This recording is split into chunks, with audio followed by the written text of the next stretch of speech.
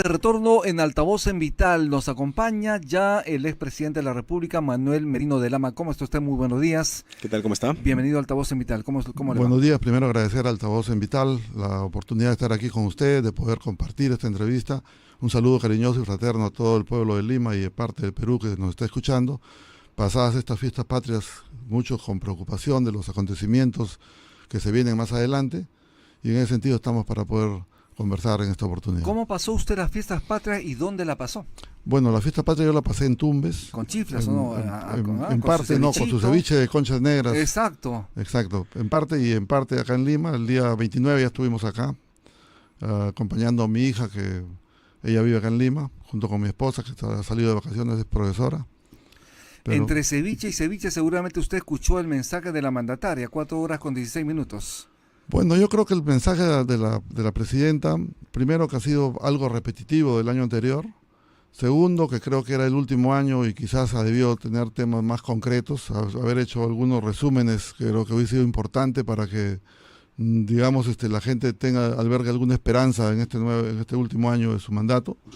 Sin embargo, creo que no ha sido convincente. Lamentablemente la presidenta viene siendo abucheada en estos últimos tiempos en cada lugar donde sale. Quizá eso la atemoriza y quiere ella aprovechar una tribuna como es el Congreso de la República, donde tiene la libertad de poder utilizar el tiempo que sea necesario, de poder ir a detalle, digamos, un tema, y que lógicamente seguramente en su propia exposición tuvo que hacer algunos recortes porque dicen que se pasó 17 páginas que no Exacto. leyó. Entonces, al margen de todo eso, nosotros sí creo que como peruanos estamos preocupados porque más allá de los miles de millones que ha dicho de inversión, no se visualiza. Tú recorres el país y ves un abandono total en varias partes del país, y eso sí es preocupante, porque en la línea, digamos, de la lucha contra el sicariato, el crimen organizado, la trata de menores, que creo que debería haber tenido la mayor atención posible, concretamente anunciando posiblemente la reapertura de algunas escuelas de la policía en algunas partes del Perú.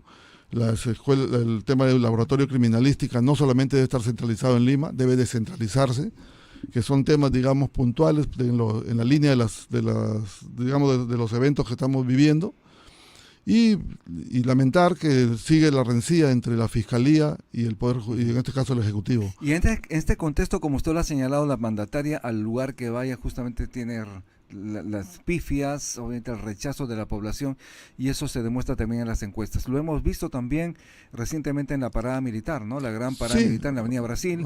La presidenta Dina Boluarte ha sido abucheada, y eso refleja efectivamente lo que la población está sintiendo respecto a un gobierno exactamente. Al margen, digamos, de la responsabilidad, digamos, que no ha sabido asumirla completamente la presidenta, también es cierto que hay un descontento generalizado. La propia ciudadanía se siente que cada día ha retrocedido, digamos, en su economía. La clase media hacia abajo se ha empobrecido mucho más, y eso deviene de la propia situación política del Estado, de que no hay, digamos, un plan estructurado con metas establecidas, que lamentablemente, siendo el último año, yo creo que hubiese sido muy importante que en este mensaje hubiese puesto metas a cumplirse y establecerse en la línea, digamos, que funcionen sus ministerios. Pero ¿qué rescata usted del mensaje de la mandataria? Porque obviamente de todo lo que dijo, debe haber dicho algo bueno. Bueno, yo creo que hay temas importantes, por ejemplo, el tema de la tercera etapa de Chavinochic, Chinecas, el estudio que se está haciendo de la ampliación de frontera agrícola en Tumbes. En el tema agrícola, yo creo que esos proyectos y otros más que mencionó son sumamente importantes, porque eso creo que va a generar mayores ingresos y oportunidad para la gente del campo, y para poder lograr que el Perú sea un país agroexportable con mayor dinamismo que el que tenemos. Recordemos que el muelle de Chancay hay que sacarle el máximo provecho. Creo que esos temas para mí han sido positivos. También es un tema positivo el tema en educación, el incremento que ha habido en educación, pero sin embargo ahí creo que falta un tema que creo que hubiese sido importante haber mencionado por parte de la presidenta, la homologación de sueldos. O sea, no puede ser posible que un trabajador de Lima tenga un sueldo diferente a un trabajador de Tumbes en el mismo nivel, digamos, en transportes, en educación, en salud, que hay unas diferencias abismales que lógicamente hubiese sido la propia naturaleza de la crítica que se le está haciendo a la presidenta por el aumento del sueldo que ha tenido.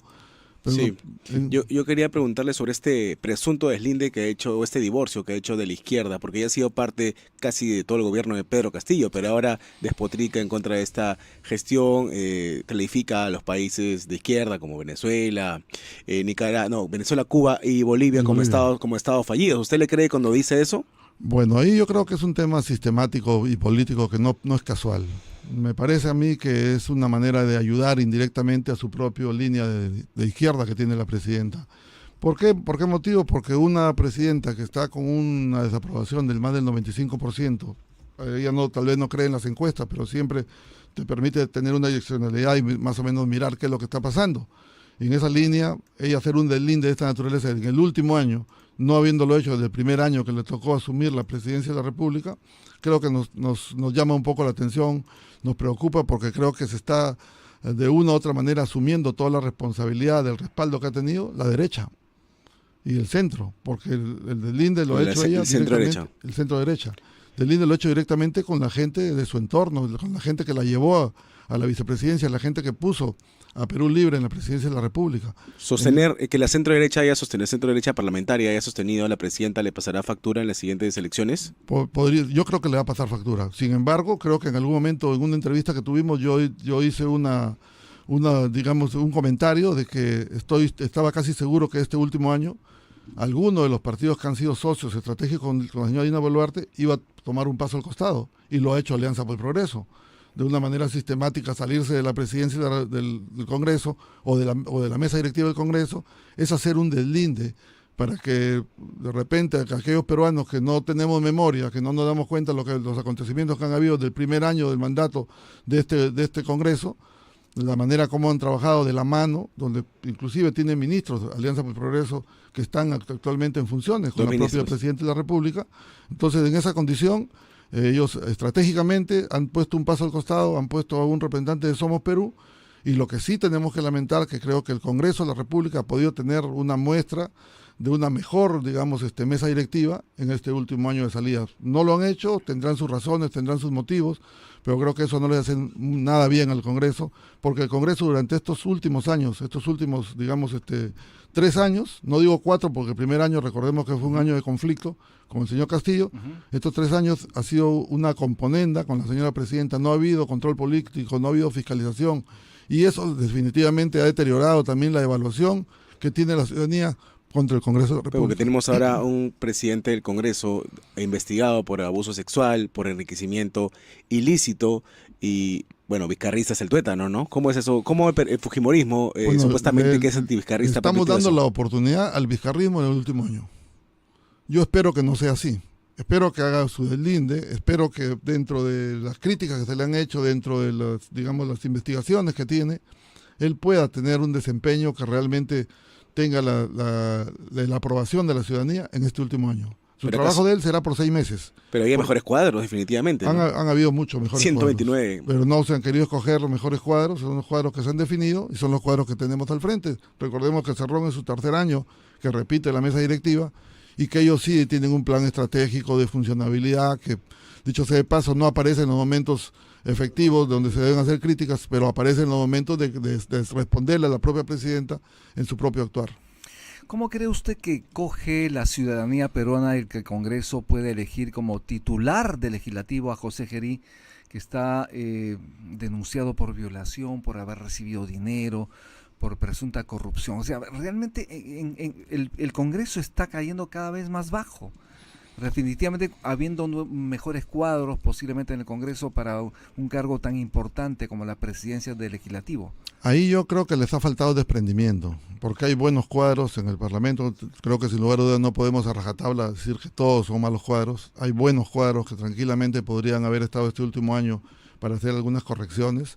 Yo lamento que partidos políticos como Somos Perú, que ha tenido la gran oportunidad de que le hayan cedido la mesa directiva, no haya sabido calificar, digamos, un parlamentario de repente de mejor reputación. Claro. Que no esté, digamos, o por lo menos pedimos que no sea alguien que no sea denunciado por violación, por violación sexual, ¿no? Lamentablemente, ¿cuál es la situación real?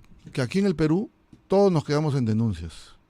Y no funciona el Ministerio Público, no funciona el Poder Judicial.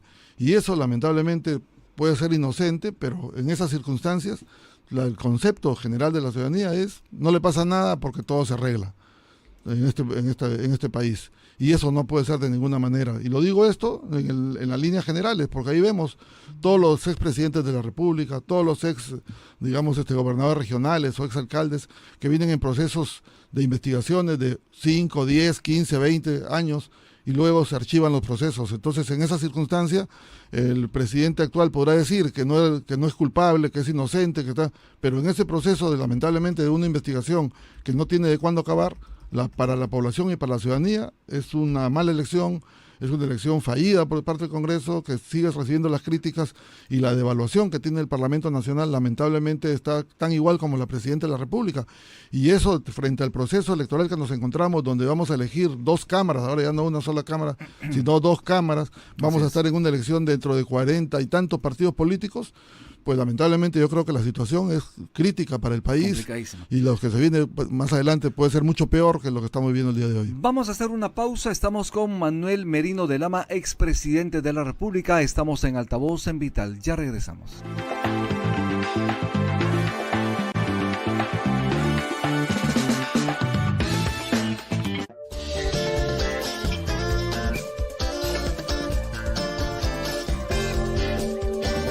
Estás en Vital TV. Ya volvemos.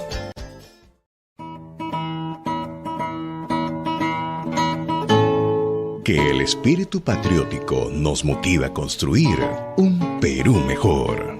Felices fiestas patrias te desea Vital FM.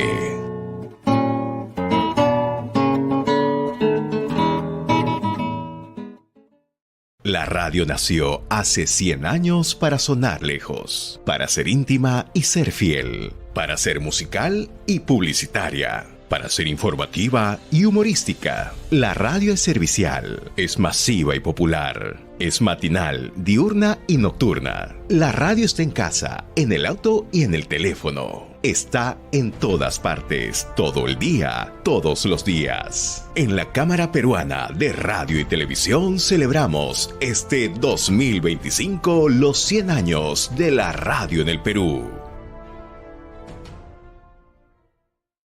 Hay un lugar en el mundo que lo tiene todo.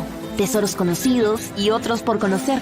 Desde los majestuosos Andes, la cálida costa, hasta la exuberante selva amazónica. Nuestro país tiene un sinfín de riquezas únicas llenas de tradición, innovación e ingenio que nos enorgullecen. Y un banquete de sabores que nos alegra el corazón. Te invitamos a un viaje donde exploraremos tesoros que quizás aún no conocías y que esperan a ser descubiertos por ti. Perú, país de dones infinitos.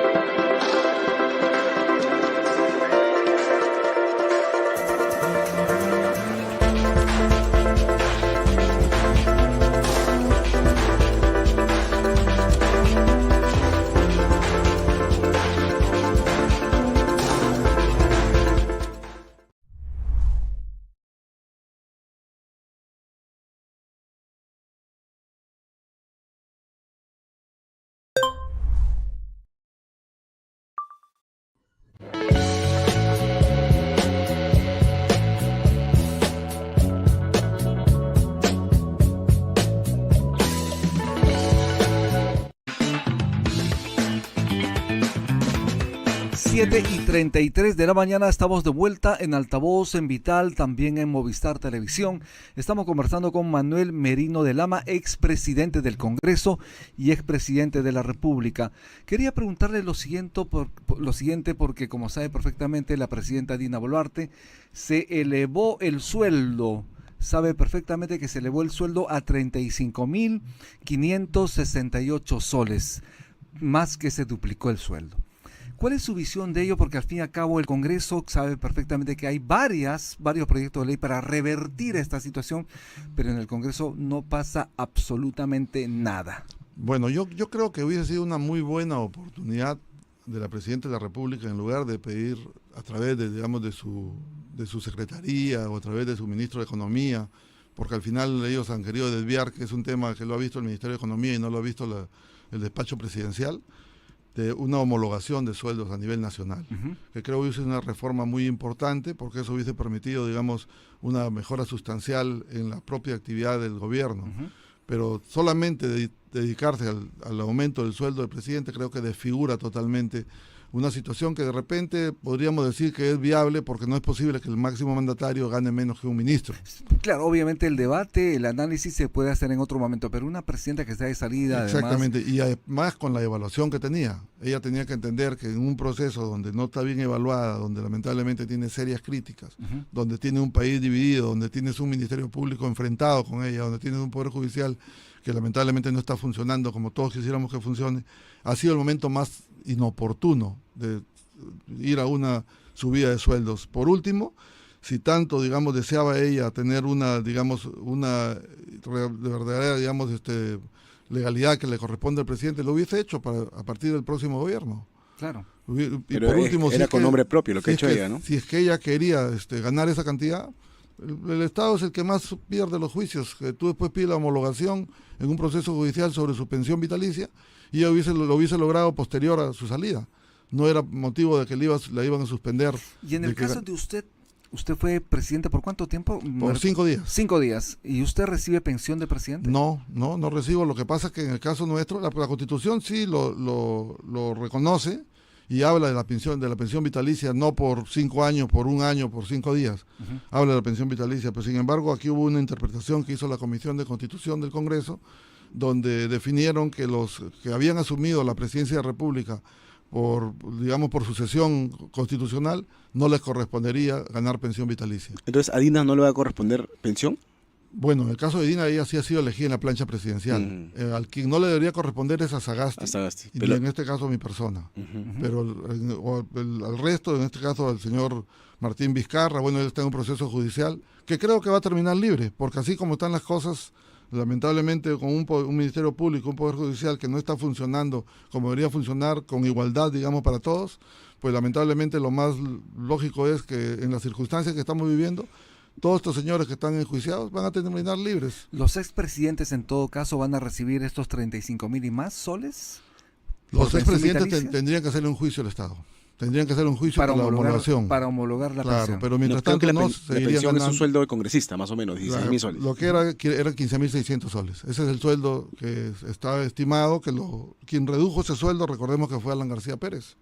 Claro. En su periodo. A 15,000 y pico soles. A 15,000 y pico. Pero también es cierto que hay un tema que de repente no se está poniendo al descubierto, que no se ha transparentado, que estoy casi seguro, yo sin temor a equivocarme, que recordemos que los ministerios, los gobiernos regionales y seguramente la Presidencia de la República tiene el Fondo de Apoyo Gerencial, el famoso Fondo del PNU. Claro. Y este Fondo de Apoyo Gerencial o Fondo del PNU lo hacen siempre para buscar la homologación, o la equidad al sueldo que debe ganar un técnico. Y nada raro sería de que la Presidenta de la República no solamente estaba recibiendo los 15,600, sino que también estaba recibiendo este Fondo de Apoyo Gerencial que le iba a dar la equidad de posiblemente lo que está el día de hoy legítimamente ganando, porque ella no ha querido poner en riesgo, sino, digamos, ganar esa cantidad. Así es. ¿Y usted, como expresidente de la República, expresidente del Congreso, tiene algunas carpetas fiscales abiertas? Bueno, están apareciendo. ¿Cuántas tiene? Están apareciendo, digamos, cosas en las que no hemos participado, pero que seguramente están en proceso de investigación. Por ejemplo, yo acabo de ser notificado para el 1 de septiembre en la investigación que se está haciendo a los contratos con las empresas chinas. Ajá. Esta comisión de... ¿En 5 días de gobierno se avanzó tanto para poder contratar a empresas chinas? Lo que pasa es que ahí hay un tema que a mí me preocupa, que el Congreso tenga durmiendo el sueño, digamos, de lo injusto, la investigación que ha hecho el Parlamento Nacional en el contrato con las empresas chinas. Hubo una comisión en la que estuvo inclusive integrada en esa comisión el propio presidente actual del Congreso. Esa comisión hizo su informe, el informe fue aprobado en el Congreso, pidieron una ampliación de ese informe para que ese informe tenga conclusiones y se denuncien a los responsables, porque ahí en esas investigaciones se pudo determinar de que eran aproximadamente 95 contratos que se habían hecho con las empresas chinas. La mayor parte, casi 62, había hecho el señor Martín Vizcarra, 13 había hecho el señor Sagasti, y 17 había hecho el señor Castillo, y uno en el periodo mío, en el que me tocó asumir. Okay. En el periodo nuestro... Y por eso le han comprendido a usted dentro de la investigación. Pero en el periodo nuestro, cuando principalmente el día de la primera sesión de consejo de ministros que hicimos, yo justamente al ministro de Transporte le dijo que tenga mucho cuidado porque ya habían rumores de los tratos que habían con la empresa china. ¿Y con qué empresa china y por qué proyectos se de una carretera por casi 300 millones, pero el ministro de mi sector nunca estuvo enterado. O sea, no es un tema venía del gobierno anterior. ¿Y qué es lo que había sucedido? Que el señor Martín Vizcarra hábilmente había dejado la encargatura a una funcionaria que no era nombrada en el MTC para que tenga la facultad de firmar contratos. Y en el caso, por ejemplo, de su defensa, ¿quién está asumiendo? ¿Usted con la suya o el Estado peruano le está pagando el abogado? Toda mi defensa, desde los 2 chicos asesinados que fueron prácticamente puestos en escenario, y todas las investigaciones que he tenido yo, he tenido otras investigaciones por haber contratado el personal del Congreso, por ejemplo. He tenido una investigación porque estábamos en confinamiento y había un decreto supremo de que no debía contratarse personal. El Ministerio Público no consideraba de que era un tema necesario, que no, era diferente a un ministerio funcionando, a un Congreso que entraba en funciones. O sea, yo tenía que hacer contrataciones del personal de los congresistas, del personal del despacho, de los despachos presidenciales. Ahí también tengo una investigación. Sobre el tema, por ejemplo, de estos chicos que fueron asesinados, porque usted lo puede decir, chicos que fueron asesinados, reconoce que fueron asesinados durante su gobierno. Que fueron puestos en escenario y quisieron fueron asesinados durante su gobierno. Y quisieron echarnos la responsabilidad, porque si la investigación la hubiese hecho correctamente la señora Zoraida Ábalos, hoy día supiéramos quiénes asesinaron a esos chicos. Esos chicos nunca, yo creo que han sido, la Policía Nacional claramente establecido en todas sus investigaciones que no tiene ninguna absoluta responsabilidad por la forma en los hechos como sucedieron. Y en el caso, por ejemplo, de las personas que fueron muertas durante las protestas contra la presidenta Dina Boluarte, obviamente todavía no se sabe, no hay sanción a los culpables. ¿Cree usted que en algún momento le salpicará también responsabilidad a la presidenta luego de su gobierno? Bueno, ahí hay un tipo de investigación diferente a la nuestra, porque ahí recordemos que ahí sí van a llegar responsables algunos miembros de la policía, miembros de las Fuerzas Armadas, tendrán que hacer una evaluación sobre los acontecimientos y los hechos, de la cual también tenemos que decir que fueron actos terroristas de ir a querer tomar aeropuertos, que no es un tema normal en una paralización, en una marcha que deben ser pacíficas. Creo que ahí llevará esa investigación. Y digamos, yo no creo que alcanzaría tanto a la señora Dina Boluarte porque las normas establecidas, quienes preparan, digamos, los acontecimientos de cualquier movilización, es la propia Policía Nacional. De otro lado, ya se vence el 2 Pero termino un tema. Nosotros en todos los procesos de investigación, en las defensas que yo he tenido, lo he hecho absolutamente con mi recurso. Con la suya. Con mi recurso. Inclusive en la primera investigación, nosotros presentamos al Ejecutivo para que pueda cubrir los costos, en este caso de la defensa. Se nos aprobó inicialmente y luego se nos negó. En consecuencia, toda la defensa que yo he tenido la he asumido de manera personal. No he tenido ningún pago por parte del Estado. Y sin embargo, sí creo yo, que es bueno decirlo, tengo conocimiento de que varios ministros que han estado en actos de corrupción, quien está pagando la defensa es el propio Estado. Como el caso de la señora Miriam Morales, la defensa la paga el Estado de esta funcionaria. Efectivamente, no es solo ella. Por ejemplo, hay muchos funcionarios de Estado que efectivamente tienen procesos abiertos. Y los propios expresidentes. Y el Estado le está pagando cuando deberían pagar con la suya. Como un defensor público. Así es. Señor Manuel Merino de Lama, muchísimas gracias. Antes de irnos, es importante su despedida de las audiencias y obviamente de cara también a este proceso electoral en ciernes. Bueno, primero preocupado yo creo por los acontecimientos y los hechos que estamos viviendo en un proceso electoral que va a ser totalmente diferente a todos los procesos electorales porque vamos a tener que hacer 5 votaciones en una sola cédula, que es lo que aprobó el Parlamento Nacional, y eso definitivamente va a ser complicado. Yo espero que la juventud, que tiene un gran porcentaje, casi menos del 30%, que va a tener la responsabilidad en elegir a la nueva autoridad, te tome la interesa de poder analizar a cada uno de los candidatos para que la elección que se haga sea la mejor elección que le convenga al país. Se necesita poner orden, se necesita tener manos firmes, se necesita descaviarizar el Estado en todos los aspectos, porque los caviares, que son sujetos que lamentablemente lo que buscan es lucrar su bolsillo, son los que tanto daño nos han hecho, y que creo que sobre eso hay que hacer un gobierno que realmente nos pueda ayudar a recuperar la confianza a los más de 34 millones de peruanos. Bien, muchísimas gracias. Estuvimos con Manuel Merino de Lama, expresidente del Congreso, extitular, expresidente también de la República. Haremos una pausa y regresamos en Altavoz en Vital.